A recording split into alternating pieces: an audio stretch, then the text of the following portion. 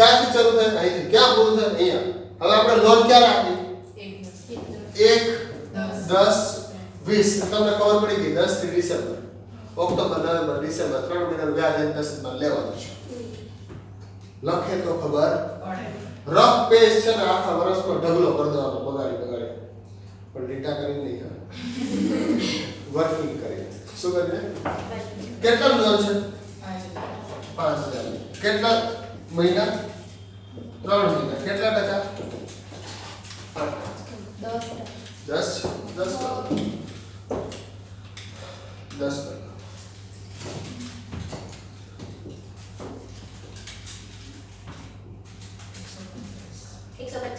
125 1 2 5 આ લોન મારી ઇન્કમ છે કે એક્સપેન્સ છે ઇન્કમ છે શું છે તો હું કઈ બાજુ લખીશ ક્રેડિટ બાજુ ને ઇન્ટરેસ્ટ ઓન બંને ઇન્ટરેસ્ટ ઓન લોન જ છે ધ્યાન રાખજો પણ એક મારી લાયબિલિટી ઉપર જે મેં પે કરી છે અને એક મારી લોન ઉપર જે મેં આપી છે ઓકે કેટલું છે 1 2 5 સો અહીંયા જોલેની લોન થઈ ગઈ અહીંયા આપણે એની ઇન્કમ નાખી દીધી કેટલી ઇફેક્ટ બે શું કામ બે ઇફેક્ટ એડજસ્ટમેન્ટ ની એન્ટ્રી છે એટલે અકાઉન્ટિંગ એન્ટ્રી થઈ હોય તો તમને એવું થશે સર આ તો ટ્રાયલ બેલેન્સ છે પણ આ હિડન એડજસ્ટમેન્ટ છે શું છે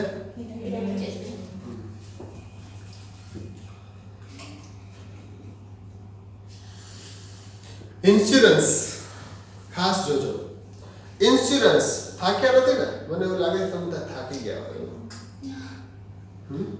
ચા પાણી મંગાવી લો કે insurance includes insurance of rupees 2000 paid for the year ended 5 શું છે 7.5% investment fair value 10000 purchase on 1st April 2020 so investment છે આપણી assets છે કે liability છે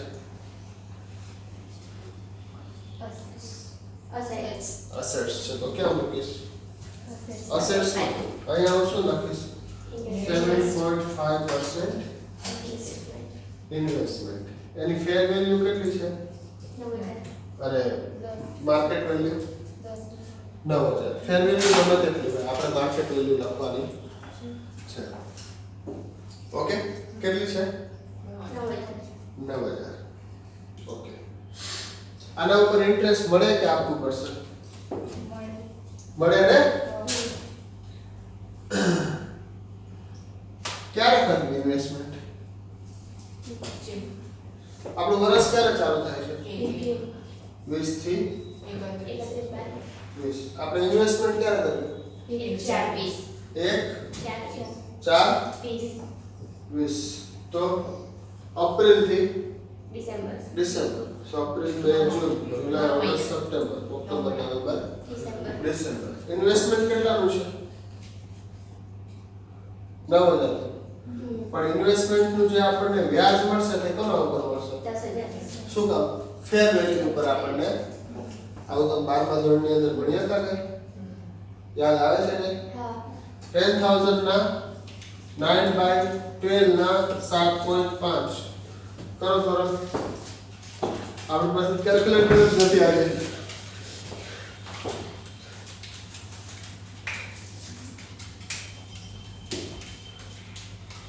આ બધું ઘરે જઈને બુક્સ માં લખી લેજો મેં જે કાંઈ બી લખાવું છે હે 562.5 સો એ શું લખશું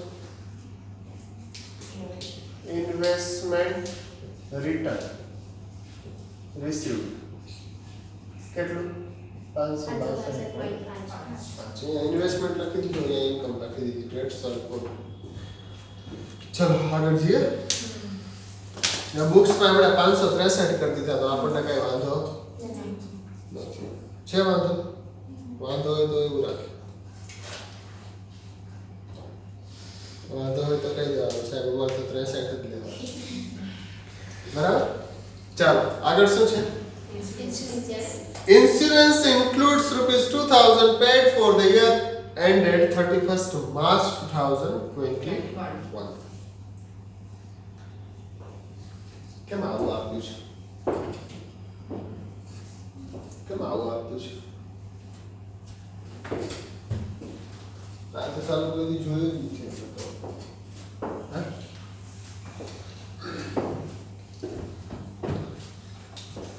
તમે તમારો મેડિક્લેમ લેવા જાઓ તો વર્ષ ચાલુ થાય ત્યારે જ જાઓ કે ભાઈ આજે 1 એપ્રિલ છે ને, આજે જ મેડિકલ લઈ લઈએ આપણે. એટલે 1 એપ્રિલ થી 31 માર્ચ અકાઉન્ટિંગ યર સાથે આપણો મેડિકલ ચાલે.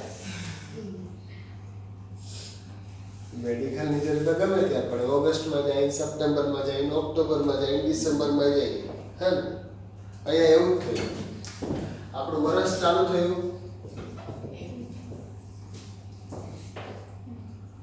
ક્યાંથી ચાલુ થયું? પૂરું ક્યાં થયું? આપણે ઇન્સ્યોરન્સ લીધો. શું લીધું?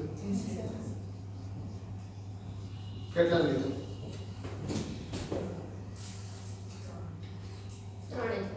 3000. કેટલા લીધું? 3000. પણ ઇન્સ્યોરન્સ જે આપણે લીધો ને ભાઈ, લીધો ને એ કઈ તારીખ થી કઈ તારીખ સુધીનો લીધો? વર્ષ ક્યારે પૂરું થાય છે insurance?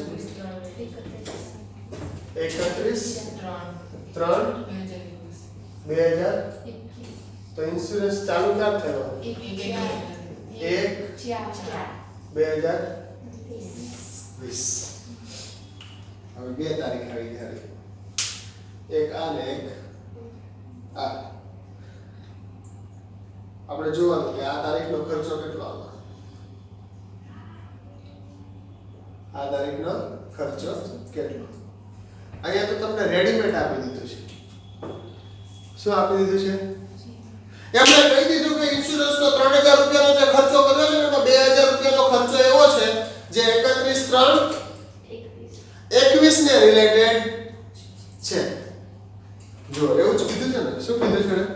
Insurance include rupees 2000 paid for the year ended 31st March 2020. એટલે પહેલા તો 3000 રૂપિયાનો જે ખર્ચો કર્યો છે એમાંથી હું 2000 રૂપિયા કાઢી નાખીશ. એટલે વધ્યા કેટલા? 1000 મારો આ વર્ષનો છે. કોને કોઈ પ્રોબ્લેમ નથી. એટલે હું અહીંયા લખી નાખીશ. શું? ઇન્સ્યોરન્સ કેટલો? 1000. મને આમાં કોઈ પ્રોબ્લેમ છે પણ આ જે 2000 રૂપિયા જે છે ને એમાંથી એ જે 2000 છે એ 2000 કોના રિલેટેડ છે? 31/3/2021. એટલે વર્ષ ક્યારે ચાલુ થતું હોય? તો એનો મતલબ એવો થયો કે April, May, June, July, August, September, October, November, December મારું વર્ષ ક્યારે પૂરું થઈ જશે? ડિસેમ્બરમાં મારું વર્ષ. તો કેટલા મહિના થયા? 9 મહિના થયા ને. તો આ 2000 માંથી 9 મહિનાનો આ વર્ષમાં જશે. સમજાય છે? અને 3 મહિનાનો ક્યાં જશે? આવતા વર્ષે. 3 મંથ. કારણ કે આ વર્ષનો જેટલો ખર્ચો છે એટલો જ હું આ વર્ષમાં નાખી શકીશ. 31/3/2021 નો 3 મહિનાનો જે ખર્ચો છે મારું વર્ષ તો ડિસેમ્બરમાં પૂરું થઈ જશે. એના પછીના 3 મહિનાનો ખર્ચો હું આ વર્ષમાં શું કામ નાખું? એ મારો આવતા વર્ષનો ખર્ચો છે, હું માઈનસ કરીને લઈ જઈશ. એમ તમે ગુજરાતીમાં શું કહેતા હતા? શું? અગાઉથી ચૂકવેલું પ્રીમિયમ. ગુજરાતીમાં કહેતા હતા ને? શું કહેતા હતા? અગાઉથી ચૂકવેલું. હવે અહીંયા ધ્યાન રાખજો કેટલું અગાઉથી ચૂકવ્યું છે? 2000. એમાં 9 મહિનાનું આપણા વર્ષનું છે અને 3 મહિનાનું આવતા વર્ષનું. પેલા કરો 2000 ના 9 મહિના અને 2000 ના 3 મહિના.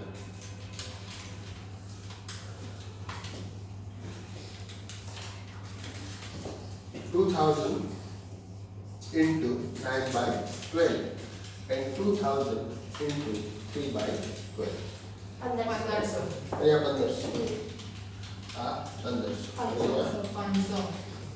500 ખબર પડી શું છે સ્ટોરી 3000 રૂપિયાનું ટોટલ ઇન્સ્યોરન્સ પ્રીમિયમ આપ્યું એમાંથી 1000 રૂપિયા 2000 નું પ્રીમિયમ એવું છે જે બંને વર્ષનું છે એટલે આપણે તો 1000 તો ચોખ્ખા છે ક્લિયર છે કેવા છે એટલે 1000 તો આપણે મૂકવાના જ છે હા બીજું વધ્યું કેટલું 2000 કેટલું વધ્યું 2000 માંથી 1500 આ વર્ષનું છે તો 500 કેવું છે આવતા વર્ષનું તો આ જે ઇન્સ્યોરન્સ મેં લખ્યો છે એને હું ડાયરેક્ટલી આવું લખી દઉં તો ચાલે કે insurance total 3000 minus prepaid કેટલું 500 તો ઇન્સ્યોરન્સ નું ડાયરેક્ટ 2500 લખી દઉં તો ચાલે હા 1500 અને 1000 હા કે ના હા ક્લિયર છે પણ આ પ્રીપેડ ની હજુ એક એન્ટ્રી કરવી પડશે બીજી એક ઇફેક્ટ કેમ મૂકશો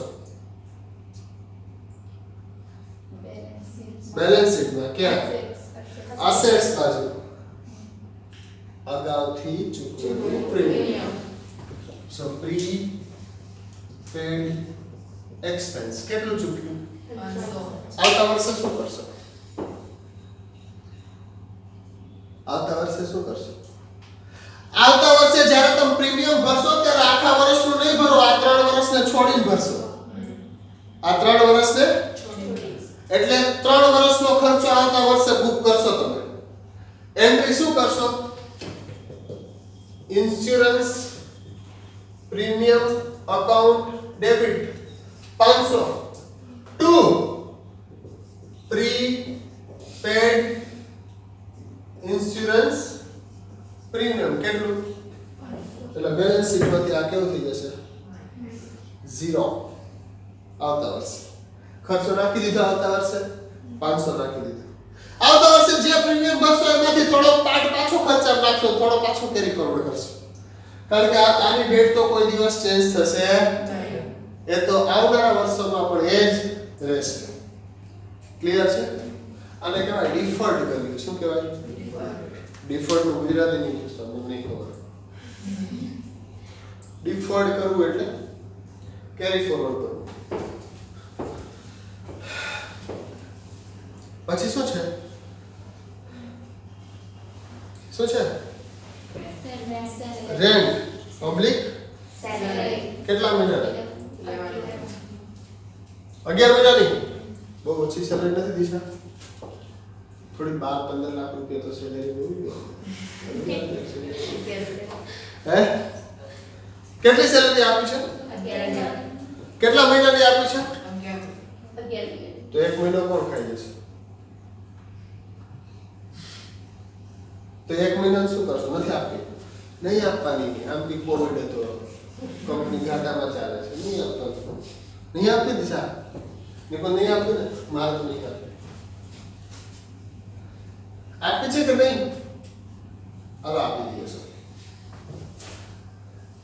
કેટલી સેલરી છે કેટલા મહિનાની છે 11 હોવી કેટલાની જોઈએ 12 મહિનાની ને તો એક મહિનાની સેલરી કેટલી 1000 તો ટોટલ વર્ષની સેલરી કેટલી 12000 સેલરી ને ચૂકવવાની બાકી સેલરી 1000 ટોટલ સેલરી કેટલી ચૂકવવાની જે બાકી છે અને બેલેન્સ શીટમાં મૂકશું કઈ બાજુ લાયબિલિટી બાજુ આઉટસ્ટેન્ડિંગ એક્સપેન્સીસ શું કહેશો સમજાય કે સાહેબ બોલી ગયા ટોટલ સેલરી કેટલી છે આપણી ભાઈ 11000 પ્લસ આઉટ સ્ટેન્ડિંગ સેલરી કેટલી 1000 આ ખબર કેવી રીતે પડી 1000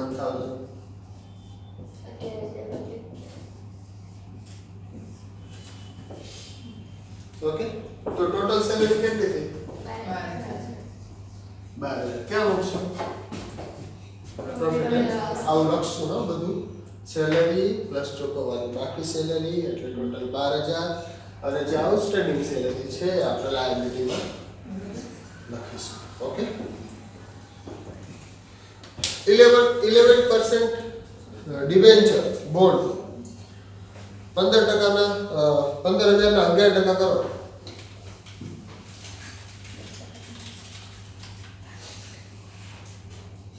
15000 ના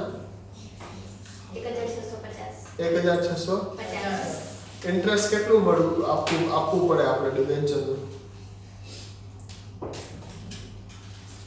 ડિબેન્ચર એટલે શું? પૈસા લેવા માટે, પબ્લિકના પૈસા લેવા માટે કંપનીએ ડિબેન્ચર ઇશ્યુ કરેલા હોય જેના ઉપર કંપનીએ વ્યાજ આપવું પડે ને? જેવું શેર્સમાં ડિવિડન્ડ આપીએ છીએ તેવું 15000 રૂપિયાના ડિબેન્ચર આપણે ઇશ્યુ કર્યા છે, એના ઉપર 11% વ્યાજ આપણે આપવું છે. તો 15000 ના 11% કેટલા થયા? 1650 પણ ડિબેન્ચરનું વ્યાજ તો કંઈક આપવું પડશે આપણે.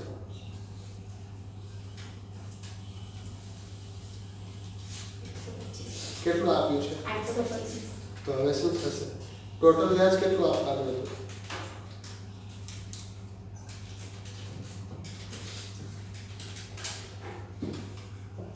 કેટલું આપવાનું હતું ટોટલ વ્યાજ? જો ભાઈ 15000 ના 11% લે કે 1000 રૂપિયા તો આપવાના જ હતા. 1000 સમથિંગ કેટલા હતા? 1650. એમાંથી આપણે આપ્યા કેટલા? 825 તો બાકીનું શું? ચૂકવવાનું બાકી વ્યાજ. શું છે? ચૂકવવાનું બાકી વ્યાજ. ખબર પડે છે? એક 825 ની એન્ટ્રી તો ઓલરેડી કરી દીધી છે, ટ્રાયલ બેલેન્સમાં આવી ગઈ છે. મેં તમને હમણાં ઇન્ટરેસ્ટ વખતે કીધું હતું કે જોઈ લેવાનું છે કે નહીં. હા છે. કેટલી છે? 825. એટલે આપણે શું લખશું? ઇન્ટરેસ્ટ ઓન ડિબેન્ચર્સ કેટલું? 825 પ્લસ આઉટસ્ટેન્ડિંગ ઇન્ટરેસ્ટ કેટલું? એ ગણવું પડશે. કેવી રીતે ગણશું? તો કે 15000 ના 11% 1650. એમાંથી આપણે ઓલરેડી આપી કેટલું દીધું? 800. હવે કેટલું આપવું પડશે? 825. અડધું આપી દીધું. એનો મતલબ 6 મહિને બાય એન્ટ્રી કરે છે. કેટલા મહિને કરે છે? 6 મહિને. એક એન્ટ્રી બાકી છે. તો ટોટલ કેટલું થયું? 1650 છે. 1650. આ ક્યાં લખશું? પ્રોફિટ એન્ડ લોસ અકાઉન્ટમાં આ બધું જ લખશું. Interest on debenture, outstanding interest આટલું અને આટલું. પણ જે આઉટસ્ટેન્ડિંગ છે એને ક્યાં મૂકશું? લાયબિલિટી. શું લખશું? Outstanding interest. ક્લિયર છે? ઇન્ટરેસ્ટ ઓન ડિબેન્ચર ઓલરેડી લખી દીધું. મોટર કાર ડાયરેક્ટ અસેટ્સ બાજુ મૂકી દેશું. સેલ ઓફ મોટર કાર સેલ્સમાં મૂકી દેશું. Provision four depreciation on motor car. Motor car જે આપણે લખશું એમાંથી 900 રૂપિયા ડેપ્રિસિએશન માઈનસ કરીને લખશું. અહીંયા મોટર કાર લખશું, અહીંયા ડેપ્રિસિએશન લખશું. વાંચીને આવજો, લખીને આવજો, કરીને આવજો. આ બધા જે મેં કરાવ્યા છે તે બુક્સમાં લખજો, રફ વર્કિંગ કરજો તો તમને ખબર પડશે કે આગળ શું કરવાનું છે. એક બ્રેક લઈએ પછી મને વધી ગયું હતું. ડોઝ વધી ગયો ને? હા દિશા